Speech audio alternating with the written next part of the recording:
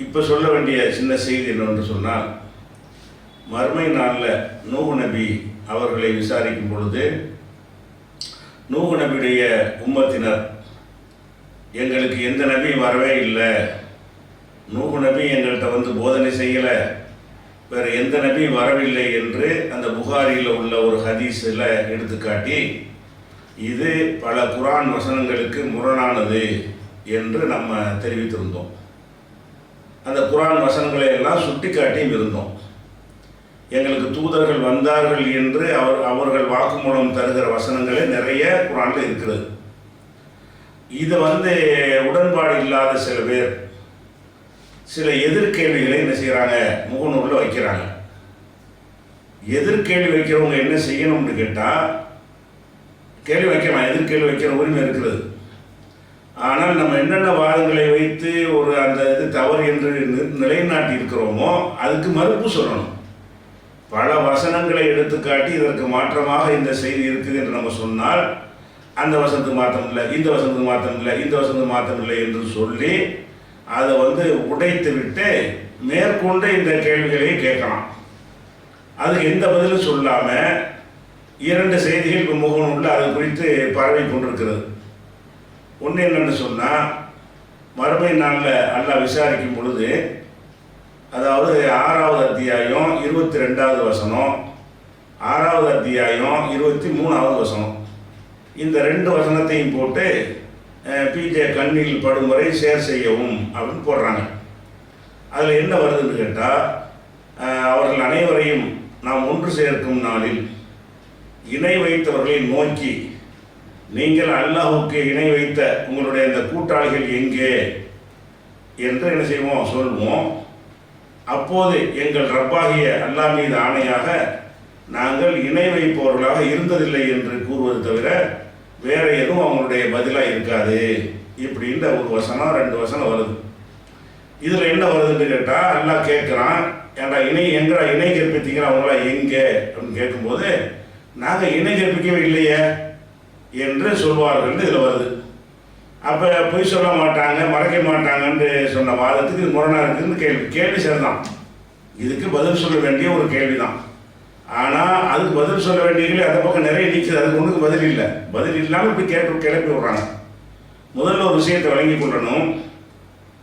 இப்போ நான் ஒரு தர்காவில் போய் வழிபடுறவங்களை எடுத்துக்கிட்டு இணை கற்பிக்கலான்னு கேட்டால் என்ன சொல்லுவான், இல்லை நாங்கள் இணையெல்லாம் கற்பிக்கலையம்மா. அவன் நம்பிக்கை பிரகாரம் இணை கற்பிக்கலை, அல்லாட்ட சிபாரிசு செய்வாங்க, வாங்கி தருவாங்கன்னு அவன் சொன்னான். இன்றைக்கு உள்ள சுன்னத் ஜமாத் பரேலவி கூட்டத்தில் கேட்டால் என்ன செய்வாங்க, நமக்கு தெளிவாக தெரியுது செருக்கு வைக்கிறாங்கன்னு. ஆனால் கேட்டால் என்ன சொல்லுவாங்க, யார் செருக்கு வச்சோம், நாங்களே செருக்கு வச்சோம், நாங்கள் அவுளியாவா எல்லாம் சொன்னோம். அவங்க புரிந்து கொண்ட வகையில் இதில் அந்த மாதிரி கேள்வி தான் இது. ஏன்னா செருக்கு வச்சுக்கிறாங்க, நாங்கள் எங்கே செருக்கு வச்சோம் என்று பதில் சொல்கிறாங்க. அப்போ அவர்களுடைய நம்பிக்கை பிரகாரம் சிறுக்கு வைக்கிறோம் என்று நினைத்து அதை செய்யவே இல்லை. கேட்கும்போது என்ன பதிலும் சொன்னார்கள், ஹாவுலாய் சுஃபாவுனா இந்தல்லாம், இவங்க அல்லாட்ட எங்களுக்கு பரிந்து பேசுவாங்க, நாங்கள் அல்லாட்ட சொல்லிட்டோம், வானத்தை படைச்சதல்ல, பூமியை படைச்சதல்ல, ரிசுக்கு தர்றதல்ல, எல்லாவற்றையும் ஆட்டி படைக்கிறதல்ல என்று சொன்னவர்கள் இந்த வேலையை செஞ்சுட்டு இது சிறுக்கு இல்லைன்னு சொன்னார்கள். அப்போ அவன் என்ன சொல்கிறான், அல்லாட்ட காலைல மறுமையில் கேட்கும்போது, இல்லை நாங்கள் சிறுக்கெல்லாம் வைக்கலையே அப்படின்னா என்ன பொய் சொல்லலாமல் அவன் நம்பிக்கைப்படி சொல்கிறான். அவன் நூஹ் நபி வரலைங்கிறது நம்பிக்கை சார்ந்தது இல்லை, வந்தார வரலாறு சார்ந்தது. வந்தாரா வரலையா, நபிமார்கள் வந்தாரா வரலையா, அது வரலைன்னா பொய்யா போயிடும். இல்லை வந்தாரா நாங்கள் வரலன்னு புரிஞ்சுக்கிட்டு சொல்ல முடியுமா? நூஹ் நபி வந்தாரு தான் அதை வரலன்னு புரிஞ்சுக்கிட்டோன்னு சொல்ல இயலுமா? அப்படி சொல்ல இயலாது. இதில் சொல்ல இயலும்.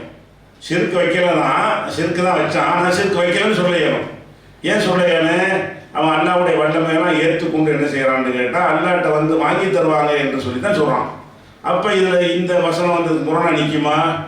இதுக்கு நம்ம தரப்பில் பதில் இருக்கல, அதுக்கெல்லாம் நீங்கள் பதில் சொல்லுங்கள். பரப்பு நாளுக்கு என்ன செய்யணும், அந்த வசனத்துக்கு மாற்றமாக இருக்கல, வரலாறை சொல்லும், நடந்த நிகழ்வை சொல்லும் பொழுது தான் உண்மை பொய்ங்கிறது யூனிஃபார்மாக ஒரே மாதிரியாக இருக்கும். கருத்து புரிந்து கொள்கிற விஷயத்தை கேட்கும் பொழுது என்ன செய்வாங்க, அவன் நல்லது நினைச்சிருக்க, நான் நல்லதானே செஞ்சேம்மா, அவன் என்னப்படி அதை சொல்லுவான். அவன் மறைக்கவனா இல்லை, அவன் என்ன அதுதான். இவன் எதையும் மறைக்கவனா இல்லை. அவன் உலகத்தில் வாழும்போது சிறுக்கு வைக்கிறோன்னு ஒத்துக்கிறவா செஞ்சாவன். நாங்கள் ஷிர்க வைக்கலையா, சிபாரிசு தான். ஹாவுலாகி சுபாவுனா இந்தல்லாகி, அல்லாவிடத்தில் பரிந்து பேசுவார்கள் தான் நாங்கள் சொல்கிறோம். இது ஷிர்கா? அல்லா தான், இவங்களாம் அடியார்கள். இந்த பரேலவிகள் சொல்கிற மாதிரி தான் சொல்கிறாங்க. இந்த பரேலவிகளை கூப்பிட்டு கேட்டால் மறுமையில் என்ன சொல்லுவாங்க? நாங்கள் ஷிர்கெலாம் வைக்கலைன்னு சொல்லுவாங்க. இது பொய் கிடையாது. அவங்க நம்பிக்கை அப்படி தான் சொல்லிட்டு இருந்தாங்க, ஷிர்க் வைக்கலாம் தான் நினச்சிட்டு இருந்தாங்க. ஆனால் அல்லாவுடைய பரேல மார்க்கத்தில் ஷிர்க் தான். அப்போ இந்த வசனத்தை கொண்டாந்துக்கிட்டு அதுக்கு முரண் மாதிரி நிப்பாட்டுறாங்க. இதில் வந்து அவன் ஷிர்க் வைக்கலைன்னு தான் நினைத்திருந்தான். நினைத்ததே அவன் சொல்கிறான். அவன் நினைச்சதே அவன் சொன்னான் பொய்கிட்ட அவன் தப்பாக புரிஞ்சுக்கிட்டான்னு வருமா, பொய் சொன்னான்னு வருமா? தப்பாக புரிஞ்சது சொல்கிறான். இது ஒரு விஷயமாச்சு. அடுத்து என்னன்னு கேட்டால், 3 பேரை மறுமையில் விசாரிப்பான். அது ஒருத்தர் பரப்பி விடுறாரு. பரப்பி விடுறோம், இதெல்லாம் பதில் சொல்லிட்டு பரப்பணுமா இல்லையா? மறுமையில் 3 பேரை விசாரிப்பான்ல. ஒரு செல்வந்தனை கூப்பிடுவான். என்னப்பா சரி, நம்ம செல்வத்தெல்லாம் கொடுத்தேன், என்ன செஞ்ச? நான் எல்லாம் அல்லாவுடைய உன் பாதையில் செலவு பண்ணேன்னு சொல்லுவான். அப்போ எல்லாம் நீ போய் சொல்கிறேன்னு சொல்லுவான். அதே மாதிரி ஒரு மார்க் அறிஞர் எல்லாம் கேட்பான், அவனுக்கு இதையும் சொல்லிடுவான். ஒரு ஷஹீத் உயிர் தியாகியை கேட்பான், அது சொல்லிடுவான். இந்த ஹதீஸை போட்டு விரைவில் இது மறுக்கப்படலாம். எப்படி இந்த குர்ஆனுக்கு மாற்றமாக வர்றதுனால பொய் சொல்கிறான்ல அவன். இதை கேட்கும்போது அல்லாஹ் என்ன பதில் சொல்லுவான்? நீ பொய் சொல்கிறாய் அப்படின்ட்டு அவன் அல்லாஹ் சொல்லிடுவான். அப்படின்னா பொய் சொல்ல மாட்டாங்கன்னு குர்ஆன் வசனங்கள்லாம் எடுத்து காட்டினீங்கல்ல. இந்த 3 பேரும் பொய் தானே சொல்கிறாங்க. அல்லாஹ் பொய் சொல்கிறாய் என்று தான் மறுப்பு சொல்கிறான். அப்போ பொய் சொன்னதாக வரக்கூடிய ஹதீஸ்கள் மறுக்கப்படுற அடிப்படையில் இந்த ஹதீஸை மறுக்க வாய்ப்பு இருக்கிறது, விரைவில் மறுக்கப்படலாம் இப்படின்னு. நீ ஒரு மார்க்க அறிஞர் பதிவு போடுறதா இருந்தால் என்ன செய்யணும்? முதல்ல அந்த வாதம் சரியா, நம்ம சொன்ன வாதம் சரியா இல்லை, அது குர்ஆன்ல நான் சொன்னது இருக்கா இல்லையா, அதுக்கு மாற்றமாக அந்த நூஹ் நபி சம்பவம் இருக்கா இல்லையா, அதுக்கு ஆன்சர் பண்ண. முதல்ல அதுக்கு எந்த ஆன்சர் பண்ணாமல் இதுவும் மறுக்கப்படலாம். இதுவும் குர்ஆனுக்கு மாற்றமாக தான் மறுக்கத்தான் படலாம். இது மறுக்கலாம் நான் சொல்கிறேன். அந்த வசனங்களுக்கு மாற்றமாக இருந்தால் கண்டிப்பாக மறுக்கத்தான் படும். அதில் பாரபட்சம் என்னது? குர்ஆனுக்கு நேரமும் மோதுனா அது மறுக்கணுங்கிற பொதுவான உசூல் தானே அது. அந்த உசூலில் வந்துடும். ஆனால் இந்த ஹதீஸ்லையும் இதே இந்த ஷிர்க் மேட்டர் மாதிரி உள்ளதான். அவன் வந்து பொருளாதாரத்தை செலவு பண்ணான்ல, அது பொய்யா? பொருளாதாரத்தை என்னடா செஞ்சேன், நான் செலவு பண்ணேன், நல்ல காரியம் செலவு பண்ணேன்னா. ஆனால் என்ன சரியில்லாமல் செஞ்சுதான் பொய்க்கிறான்ல. நீ செஞ்சது உண்மை, உன்னை வல்லன்னு சொல்லணும்னு செஞ்சாய், உன்னை வீரன் என்று சொல்லணும் என்று செஞ்சாய், உன்னை அறிஞன் என்று சொல்ல வேண்டும், அந்த நீயத்து எண்ணம் தப்புன்றது தான் வருதே தவிர அவன் செஞ்ச செயலை அப்படி சொன்னான். ஒரு செல்வந்தனை கேட்கும் போது நான் நல்ல காரியத்துக்கு செலவு, அவன் நினைச்சிருந்த சொல்கிறான். அவன் நினைச்சிருந்தா நல்ல காரியம்னு சொல்லி நல்ல காரியத்துக்கு செலவு பண்ணணும் அப்படின்னு சொல்கிறான். அல்லாஹ் என்ன செய்யறான்? நீ என்ன காரியம் செலவு பண்ணாலும் நீ எதுக்கு செலவு பண்ண? வல்லன்னு பேர் வாங்க செய்யல. நீ மார்க்கத்தை கற்றுக் கொடுத்த, நல்ல விஷயம் தான் சொல்லி கொடுத்த, அது உண்மைதான். அது பொய்யாது. அவன் செஞ்சது தான் உண்மைதானது. ஆனால் எதை சொல்கிறான்ல, நீ வந்து செஞ்சாய், இந்த காரணத்தை செஞ்சாயின்னு சொல்லி தான் பொய்யுங்கிறான். செய்யலைன்னு சொல்லலை. நீ செலவே செய்யவில்லைன்றான மறுத்தானா? நீ செலவு செஞ்சாய், நீ உகால அன்னக ஜவாதும், உன்னை வல்லன் என்று சொல்லணும் என்பதற்கு செய்தாய். நீ கல்வியை கற்றுக் கொடுத்தாய், நீ உகால அன்னக காரிமும், நீ ஒரு காரி மார்க் அறிஞன் என்று சொல்லணும் என்பதற்காக வேண்டி நீ செஞ்சாய்.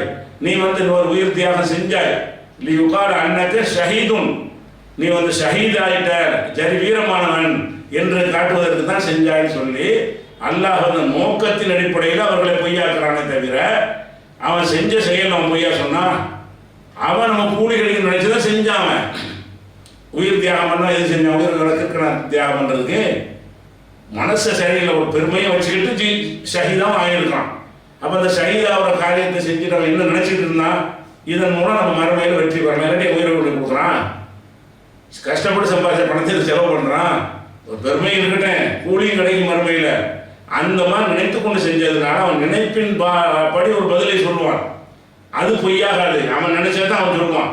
நினைச்சதுக்கு மாற்றமாக சொன்னதான் பொய்யாகும். அந்த நூஹ் நபி விஷயம் இது மாதிரி உள்ளதா? நூஹ் நபி விஷயம் வந்து உங்களை ஒரு நாள் வந்தாரான்னு கேட்டால் வரலன்னு சொன்னால் அது பொய்யாவோட போயிடுறேன். வந்தாரு, உங்கள்கிட்ட பேசியிருக்காரு, வீட்டில் சாப்பிட்டு போயிருக்காரு, வரவே இல்லைன்னா பொய்யா போயிடும். அப்போ இந்த பொய் சொல்ல மாட்டார்கள்ங்கிறதுக்கு மாற்றமாக இதை கொண்டாந்து நிப்பாட்ட சரியாக வருமா? அந்த ஹதீஸை நிப்பாட்டலாமா? இதுக்கெல்லாம் வந்து நம்மகிட்ட ஆன்சர் இருக்குல்ல. உங்கள்கிட்ட அதுக்கு ஆன்சர் இருக்கா? சொல்கிறோம். அதனால் இது வந்து பரவிட்டு இருக்கிறதுனால அவசரமாக ஊர் போக வேண்டியிருந்தாலும் இதை மாத்திரம் பதிவு செய்து கொடுத்து விட்டு நம்ம நினைஞ்சிருக்கிறோம், பயணத்துக்கு போகிறோம். இது முடிஞ்ச பிறகு மது போதை குறித்த அந்த கருத்தரங்கத்தில் ஆற்றிய உரையும், அதை தொடர்ந்து உங்களுக்கு இந்த குர்பானி சம்பந்தமாக வந்து முதல் நாள் பிறநாளைக்கு முன்னாடியே குர்பானி கொடுக்குறார்கள் ஒரு ஒரு பதிவை போட்டு கூட இருக்கிறார்கள் இல்லையா, அதற்கான ஒரு மறுப்புரையும் இன்ஷா அல்லாஹ் இதை தொடர்ந்து வரும். அஸ்ஸலாமு அலைக்கும்.